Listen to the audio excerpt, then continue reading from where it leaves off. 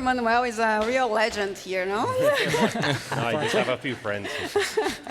So good morning, everyone, and welcome for being here. We are going to talk about digital sovereignty, which is one of the most relevant topics of our time, especially due to all those geopolitical tensions that we already have spoken.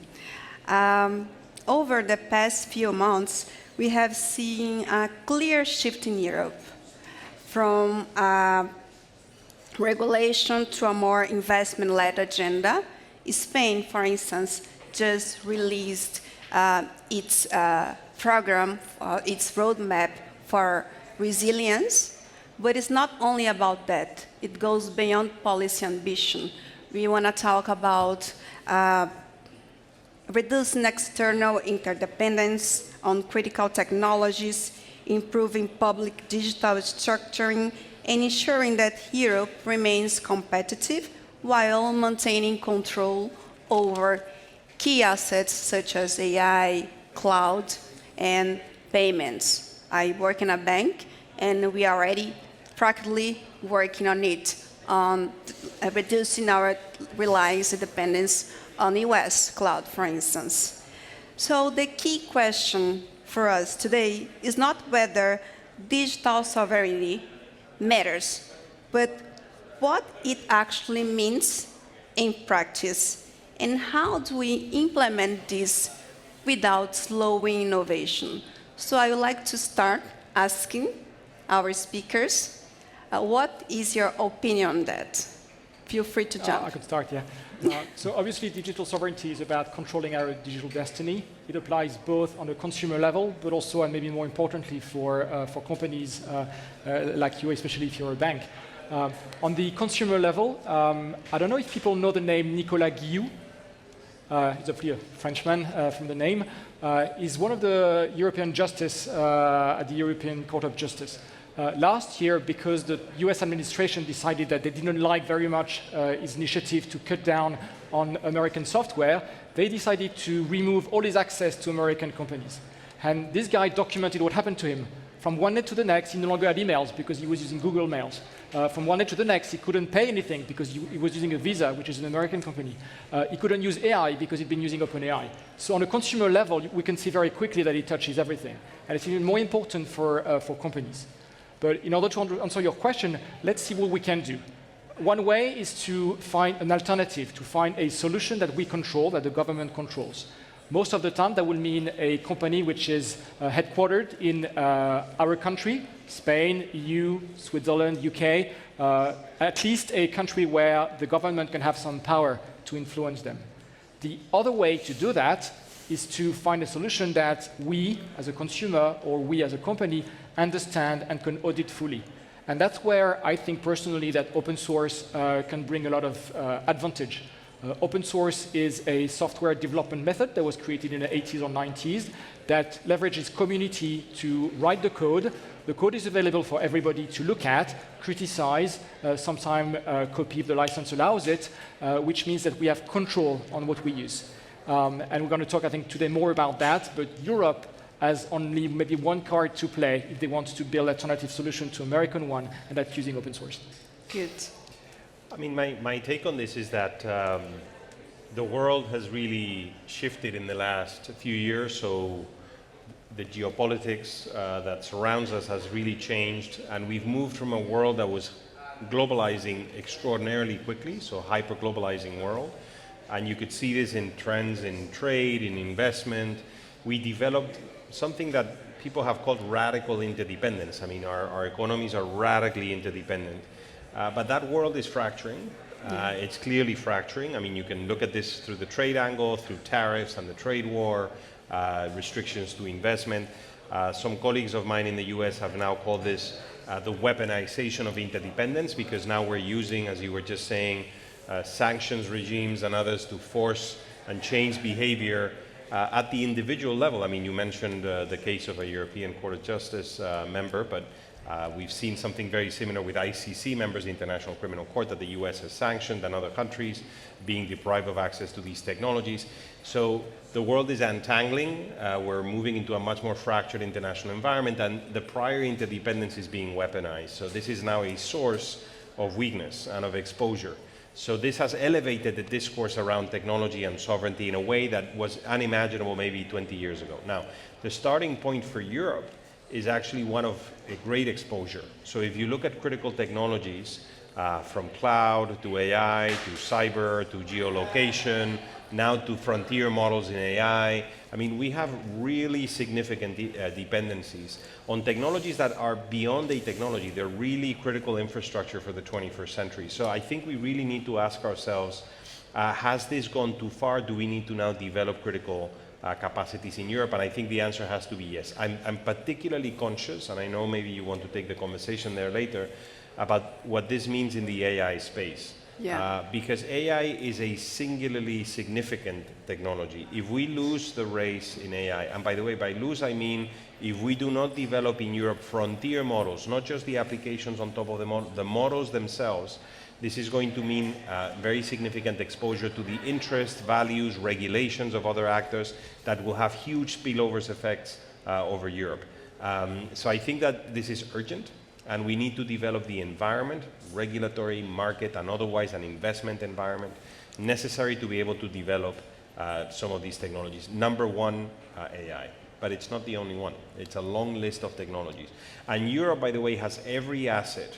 I live, part of my life, I'm on a plane going to different places, and I always arrive at these places, at Japan, at Canada, you know, wherever it is, Australia, Indonesia, thinking that we Europeans are getting the shorter end of the stick of the new international system, no? So the Americans are withdrawing, NATO is being weakened, we're being targeted through these sanctions and others, this is terrible for Europe. And then everybody looks at me and is like, what, you know, I mean, why are you guys complaining? You have a single market of hundreds of millions of consumers, one of the largest single markets in the world. You have some of the world's best infrastructure. You have a very, very consistent and deep academic ecosystem. You have human capital. You have financial markets that are huge. It's like, just get your act together, you know, get your act together. You know, if you're Canada in the world, you're much more alone. You're much more separated from major markets and places that will allow you to do these things. If you're Japan, it's the exact same situation, or if you're Australia. So we have every ingredient to make this work, and every reason now to make this work. So I really hope that the next few years will be years of investment in European strategic autonomy. Perfect. Do you want to add some point? Yeah, well, as Manuel has said, the weaponization of interdependence has created a really big need on digital sovereignty, to the point that digital sovereignty has become a democratic imperative for governments in order to assure the rights of our citizens, and also in order to maintain the values and the principles that build our democracies. There are different approaches, right? Olivier has mentioned the open source. We are following a dual strategy where, in the one hand, we want to control the digital ecosystem. That's why Spain is the first European country that has set up the Spanish Agency for Supervision of Artificial Intelligence. And on the other hand, we also want to empower and to strengthen the European sovereign ecosystem, that, not only the open source, but also the Spanish companies with programs such as the Kit Digital or Kit Espacio de Datos, which aim to help Spanish companies to be more competitive and also to develop more innovative solutions.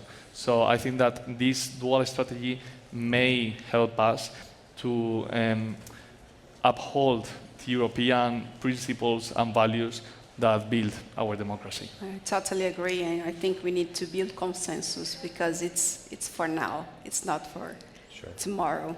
Olivier, going back to you. From a transatlantic perspective, how do you see the capital flow from Europe, between Europe and the US, for instance? Yeah, so for context, Red River West is a fund between Europe and the US. My partners are in California. The first impact it's had is on deep tech. More recently, there's been a lot of focus to invest in deep tech, so quantum, semiconductors, frontier models. So that's the first impact it's had. The second impact, and maybe that's kind of counterintuitive, is that it's not just Europe that wants to build more sovereignty. The US also wants to build more sovereignty. It's kind of counterintuitive, but if you look at the hedge fund in the US, half of them are actually using Chinese models. And when I heard that, I was like, oh my God, I don't really understand that now anymore, because I thought all the hedge funds, they would want to use American solutions. So I talked to some of them, and they said, no, we'd rather have an open weight model that we understand fully, that we can customize and fine-tune, than rely on something that we don't understand. And in practice, DeepSeek and Queen have the biggest market share within the hedge fund in the US. So sovereignty is something that is not just in Europe, but also in the US.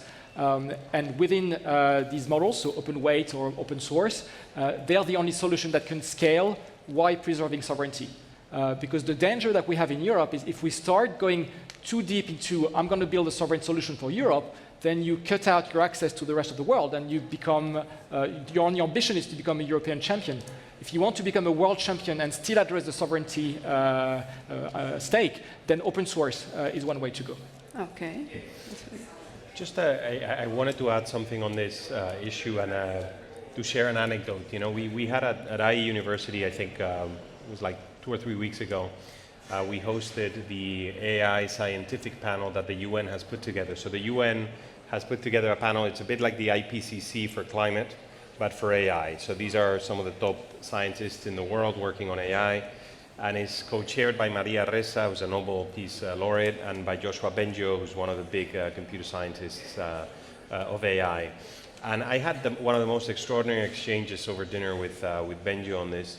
So his expectation, to bring the conversation back to a sovereignty piece, so his expectation, he's a Turing Prize winner, very highly published guy, so I give it all weight to his assessment is, AI will continue to develop in terms of capability at the speed, if not faster, that we have witnessed. It will surpass human performance. It already, by the way, surpasses human performance on a number of functions.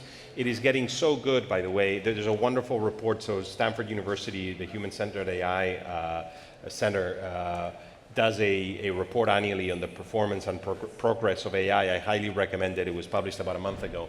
It's getting so good that we're struggling to build benchmarks that can assess the progress of AI. Okay, whenever they're built, they're beat in weeks.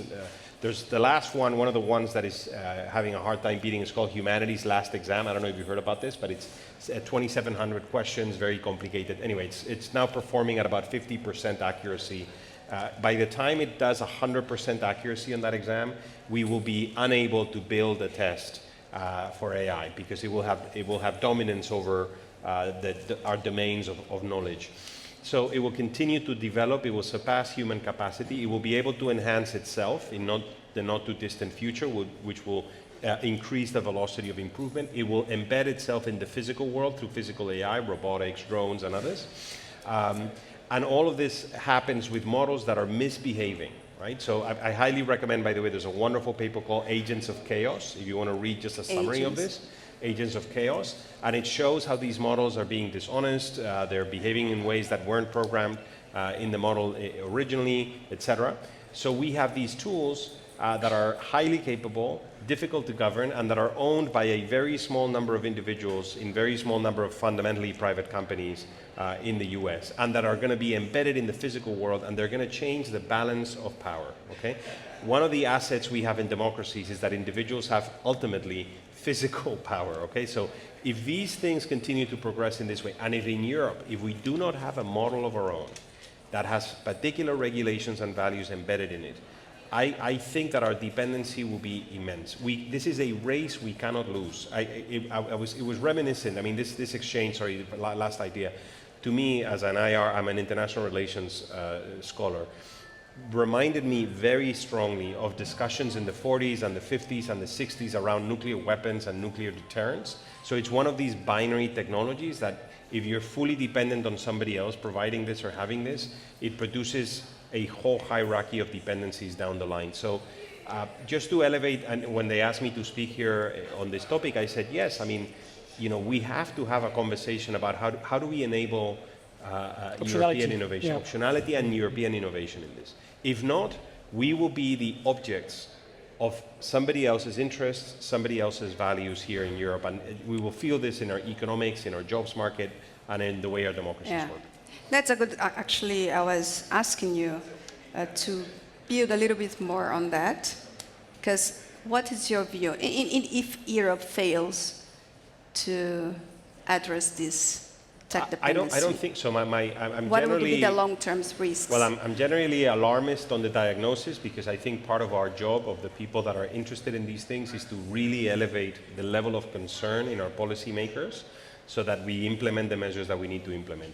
If Europe deepened its single market, if we completed the digital single market, if we completed the saving and banking union, which would allow immense amounts of capital to be directed to the right form of investment, if we eliminated a lot of the barriers that you have to operate across borders, you start a company in Europe today and moving to another market is jumping to a different jurisdiction. It's very tough to scale. In fact, our challenge is not on the initial phases of innovation, it's really on the scaling up, because our market is very fractured, right? If we did those things, we have every ingredient to then allow for innovation to succeed. So my expectation is that we will do the right thing, because one thing people forget, by the way, so when we speak of European integration, and these things are European integration, okay, it's undoing barriers, it's making the single market more complete. This is a very fancy way of saying giving up sovereignty. It means our politicians, our state secretaries, our ministers, our prime ministers, they need to go to meetings in Brussels, they need to sign treaties or documents that take away powers from national capitals and give them to Brussels. These things only happen when the pain of non-integration is very clear, when the cost of non-integration is very clear. I think the cost of non-integration and of not deepening our single market today and allowing for all of this innovation to take place in Europe is so evident that I think the right decisions will be made. If we do not make them, I mean, this is a path of dependency, radical dependency. I wouldn't wish that for the next generation of Europeans. So the next 5 years are going to be really pivotal for the future of Europe. We will decide in the next 4 or 5 years the future of a European generation. Good. And Guillermo, let me bring you in. What does this actually look like inside the government today? Well, the same reflection that Manuel has shared with us also translates to the rest of the digital ecosystem. One of the main concerns that we have from the government is that shared common spaces that should be for everyone are actually governed by very few people, and similarly to what happens with AI models, they tend to go in a very specific direction, right? So it's very important to actually control these shared spaces, such as social media, different platforms, to also gain digital sovereignty. These are the spaces where ideas are shared, values and principles, they are consolidated, and we actually have to defend them from the government perspective, right? Just to do a quick mention to what Oliver said about the deep tech, Europe also leads some sectors. When talking about digital sovereignty, we lead some of sectors such as quantum academics. We also lead photonic microprocessors, biotechnology, and it's very important to strengthen those sectors where we can actually gain digital sovereignty, right? And that's why we've launched the deep tech strategy in order to strengthen and support those efforts. Okay, let me be the bad cop here, because we have talent, we have universities, we have founders, but Europe has only a few global software leaders. So what are the real options? That's an open question. I think you need to look at different layers. So if you look at the bottom layers, like chipsets, I think the situation is pretty much set now. We depend massively on TSMC or NVIDIA. They depend on the SML on the European side. It's kind of the massive interdependence that you described. If you go one level up and you start to look at cloud providers, this is where we still have a chance. We're still highly dependent, more than 90% on Azure, GCP, or AWS. But I think we have options to build cloud infrastructure. especially because now we have alternative to like VMware, Orchestrator, so we have a solution that we can build. If you keep moving up the stack and you move toward the application layer, we also have alternative more and more. And for a change, it's mostly government who are showing the way these days.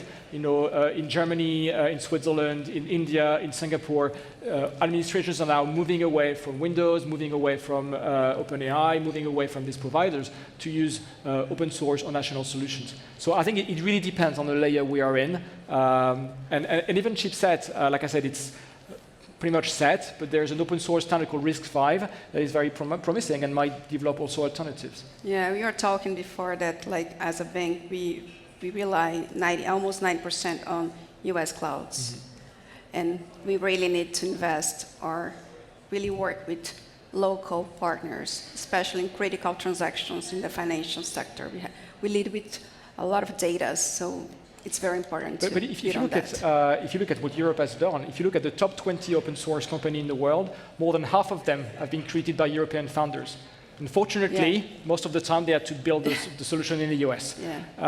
So there's a lack of funding for this kind of solution. That's what we're modestly doing at Red River West. We have a fund dedicated to open source. But we need more investors like us who take the risk to invest in companies that can combine sovereignty and scale, and we think that open source can do that. Okay. But you're right. I mean, you're right on cloud. So, I'm part of an entrepreneurial, an AI company project, and we looked at this. It's a European project, and we looked at the possibility of how do we build alternatives and how do we build full-on European resilience if we were to move the totality of the business to a European cloud, to European AI models or open source models. How would this look? And cloud is a real bottleneck. So cloud, I mean, the best options you would have beyond the American options are costlier, at least a third more costly. But it's not just the cost, it's the functionality and what you're getting in exchange. So in terms of competitiveness, and by the way, you could see this coming. So 10 years ago, I remember we were having discussions about dependency on cloud. And cloud is a pervasive infrastructure, right? It covers everything. So if you were to ask me, I mean, the two bottlenecks that concern me the most are cloud and AI, and the AI models. I think those are the most severe. I worry about geolocation and GPS as well, and payments. You were mentioning the credit cards and the others. So there should be a hierarchy, and the exercise that you were just laying out, Olivia, I mean, intellectually, I think we need, every government has to do it, and the Commission, we need to do a mapping, we need to do an audit of dependencies, and it needs to be very granular. And we need to look at these technologies and infrastructures and where the dependencies are at. And we need to build a mechanism of assessment with companies, and it needs to be updated. And to my knowledge, this is the very first European Commission that is at least trying to do this. No one in Brussels has the full map of our dependencies, which means we are going to learn on the go. Okay, we're going to learn when sanctions come through, when packages of tariffs come through, and then some of these supply chains break down, and there's going to be like a learning by doing, but that's a very risky way of learning what your dependencies are, right? So I would pinpoint to 3 or 4 that are very critical in my mind, but above all, we need to do like a full map. And this is the new world. I mean, this is the world in fracture that I was mentioning before. It's an unfortunate world, by the way. I wish we didn't live there. I wish we lived in the world of the 90s and early 2000s. Oh, come on. No, I mean, it's a more, but by the way, for professors of international relations, it's a wonderful world because we get paid, to speak in places and to try to explain these things to people, because it's a more complicated world to navigate, no? It's less Pareto sort of optimal, no? I mean, you would wish for this not to be the case, but that's But you're thinking about Brussels. You guys should look in the press today, because this morning the EU was supposed to announce their sovereignty package with a chipset, cloud, and open source components. It's been delayed a few times. There are some rumors that the US tried to lobby the EU so that they drop the open source package, tried to lobby the EU so that they drop the obligation for administration to use European cloud providers. Sure. So everybody's now, at least in our ecosystem, eagerly waiting for the EU to see what they've decided. So watch this space today. This should be the title of the panel, eagerly waiting for the EU. No, come on. We have enough entrepreneurs in Europe who can build solutions. And like going back to, we were discussing about consumer level, and I like to ask, is digital sovereignty more critical at the consumer level or at the infrastructure level, or both, and how do they differ? Without a question, both. I would say more on a consumer level, at least from the administration part. we have to give the best service to our citizens, and not only the best services, but with the highest quality, the most cost-effective. So having a third dimension of digital sovereignty is very difficult. That's why we have to work with all providers. And here I think that the key component is to control those providers. As I already said, we've created the ICEA to control the different AI providers. And I think that this, together with investing on national solutions, will give us the key to have the best consumer-level service that we can give at the administration, because I think that European companies are very good on the infrastructure, or, well, at least creating solutions, but not as good at the consumer level, giving the same user experience than other hyperscalers do. Perfect. We are almost closing this panel, but I have one final, very quick question. It's just some sentence. One key decision Europe must get right in the next 5 years. EU.inc, finalizing the European status for a company. I would Along say, the lines of what you said earlier, I think. yeah. I would say completing the savings and banking union, which sounds very unsexy, but it's a very important piece of legislation that this Commission is trying to do, because this will integrate and unify our financial markets, and it will give our banks heft, and it will channel capital in the right direction.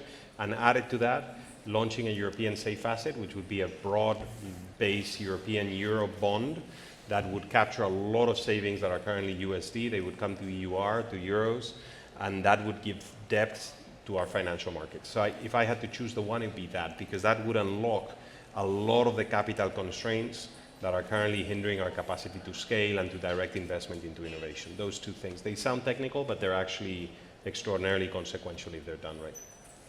I would say creating a single digital market effectively, and totally agree with Manuel, getting these funds for all the companies that need it in a single market in Europe. Okay, so if there is one takeaway, is that digital sovereignty is no longer theoretical. It is becoming urgent, operational, and financial. The real challenge here is execution, building infra systems, bringing capital, retaining talents here, and also keep competitiveness, scalability, and openness, as you mentioned. So thank you all for being here today. Thank you, Gabriela.